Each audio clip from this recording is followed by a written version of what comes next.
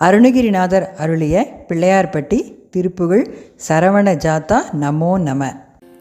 சரவண ஜாத்தா நமோ நம, கருணயதீதா நமோ நம, சததளபாதா நமோ நம, அபிராம தருணகதீரா நமோ நம, நிருபமர் வீரா நமோ நம, சமதள ஊரா நமோ நம, ஜெகதீச பரமஸ்வரூபா நமோ நம, சுரபதி பூபா நமோ நம, பரிமளநீபா நமோ நம, ஊமை காளி பகவதி பாலா நமோ நம, இக பரமூலா நமோ நம, பவுருஷசீலா நமோ நம, அருள் தாரா இரவியும் ஆகாச பூமியும் விரவிய தூளேரவானவர் எவர்களும் ஈடேற ஏழ்கடல் மூரையோவென்று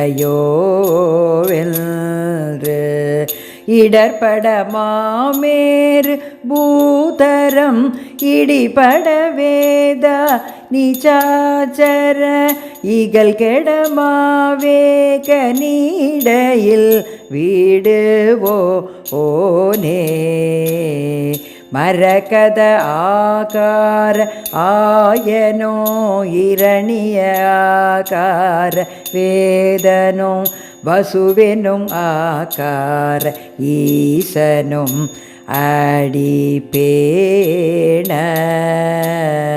மயிலுரை வாழ்வே விநாயக மலையுரை வேலாமகீதர வனச்சர ஆதாரமாகிய பெருமா ஆளே பகவதி பாலா நமோ நம, இக பரமூலா நமோ நம, பவுருஷசீலா நமோ நம, அருள் தாரா. மூலவர் கற்பக விநாயகர். தல விருட்சம் மருதமரம்.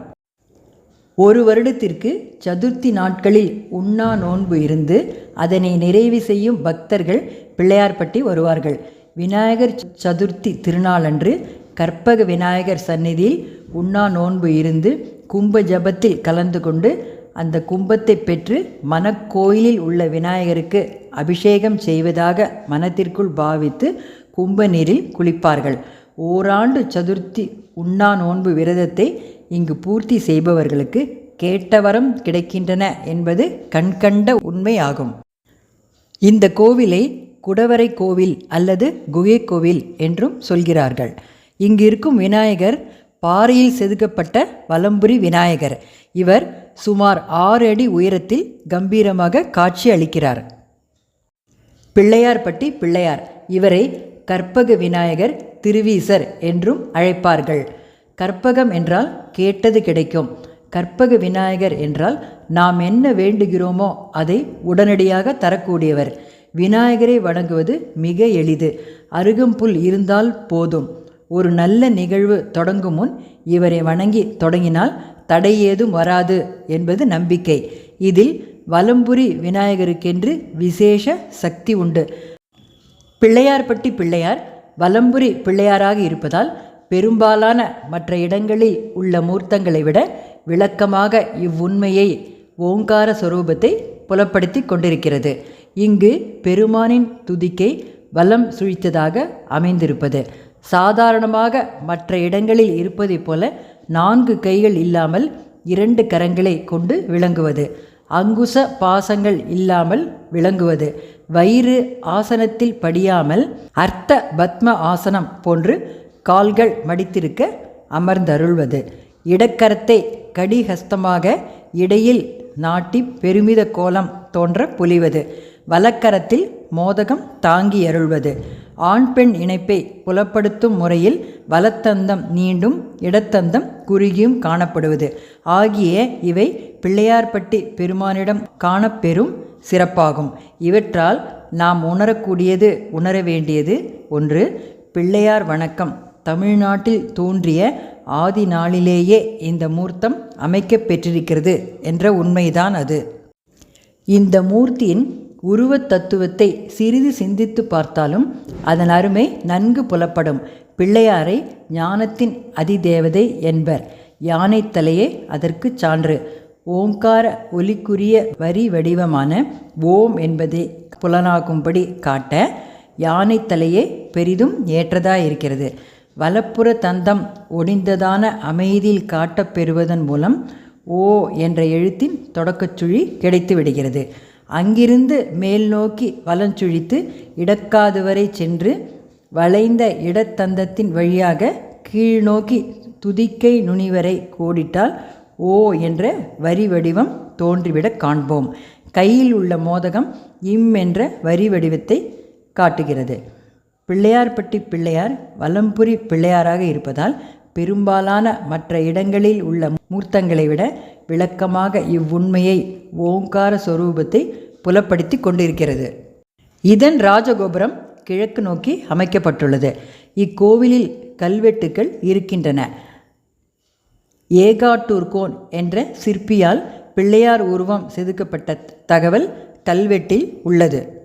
பிள்ளையார் மூத்த திருப்பிள்ளையார் கணபதி, கணேசன், கணநாதன், விநாயகன், விக்ன விநாயகன், விக்னராஜன், விக்னேஸ்வரன், கஜமுகன், கரிமுகன், யானைமுகன், வேழமுகன், தும்பிக்கையன், அத்திமுகன், ஐங்கரன், அங்குசபாசன், முன்னவன், ஓங்காரன், பிரணவப்பொருள், கற்பகமூர்த்தி, கற்பக விநாயகன், கற்பக பிள்ளையார் முதலான பல பொது பெயர்களை கொண்டருளும் பெருமான் இடத்திற்கு தக்கபடி பல பல காரணங்களால் சிறப்பு பெயர்கள் பலவற்றை தாங்கி அருள்வதை நாம் நன்கறிவோம்.